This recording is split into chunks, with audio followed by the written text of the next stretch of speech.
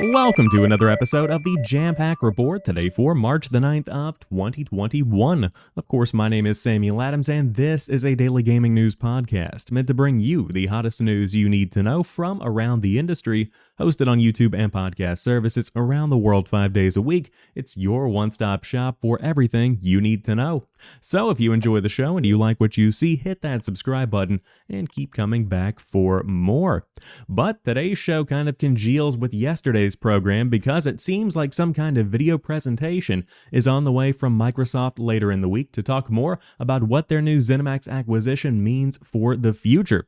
Now, no details have been shared as to what to expect, but Jeff Grubb reports that some kind of video is going to be shared later in the week to at least set expectations for fans and to make some kind of announcement regarding the acquisition.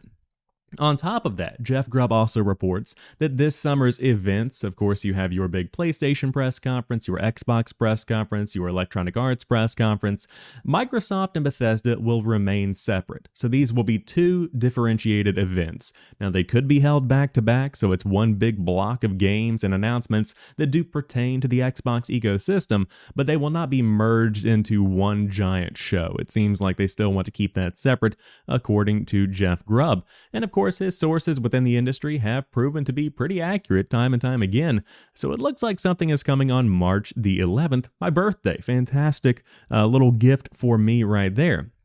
But it's very important to have a video presentation, and I'll echo what I said on yesterday's program. You have to set expectations with fans. Having this guessing game where we are all trying to figure out what the future looks like in the world of Bethesda and ZeniMax Media and Microsoft and in the gaming industry isn't a healthy conversation to have, because when you let fans set the expectation, they will be disappointed. A company has to get out in front of the fans and say, this is what's happening, this is what you can expect. We still have plenty of surprises, make no mistake, you don't have to show your full hand, but you have to at least let people know a general idea of what the future looks like after this acquisition. And that seems to be what could be coming later this week. Now again, no details have been shared as to what will actually be discussed, and again, this is all just based on industry reports and people close to the source of the news, but keep your eyes peeled because March the 11th is right around the corner, and again, today is March the 9th. There has to be some kind of build-up, some kind of announcement. I highly doubt they are just going to upload something to the blog on March the 11th and have at it, but that very well could be the way that they go. We will see what happens. But let's move on to our second story of the day. Very brief episode of the Jampack Report for your Tuesday. V1 Interactive is officially closing its doors, with studio co-founder Marcus Leto saying it will give employees ample time to search for new jobs. This is the company behind June 2020's Disintegration, which is a sci-fi FPS that quickly lost its player base after launch and eventually shut its multiplayer servers down later in the year. Did not even make it a full year. The reason Disintegration was significant, and the reason V1 Interactive was significant, is because it was created by a Halo co-creator. So of course, when you throw the name Halo out there, that is very, very powerful. Of course, if you look towards Destiny, people still look at Destiny as the game that was made by Bungie, creators of Halo, and you can definitely feel that DNA in there.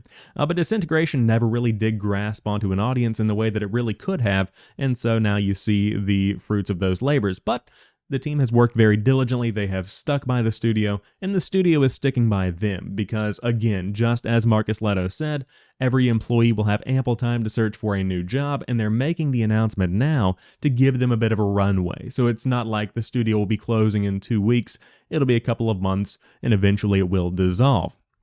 So hopefully everybody lands on their feet, but this is the way you close a company, if there is a way to close a company, because the employees are taken care of, the studio itself is making sure that it leaves a legacy that's worth remembering, and I think that's a very important step to take here. But unfortunately, V1 Interactive is closing its doors, and hopefully those behind the scenes that worked to create Disintegration will go on to create something even better in the future. But that rounds out today's episode of the Jampack Report. If you enjoyed today's show, drop me a like down below and let me know what you think about everything we talked about here today. But specifically, do you think there is something coming on March the 11th? Would love to hear what you have to say down below and how you feel about the ZeniMax acquisition by Microsoft. Would love to see your thoughts. But until tomorrow, you guys have a fantastic Tuesday. I'll talk to you soon, and peace.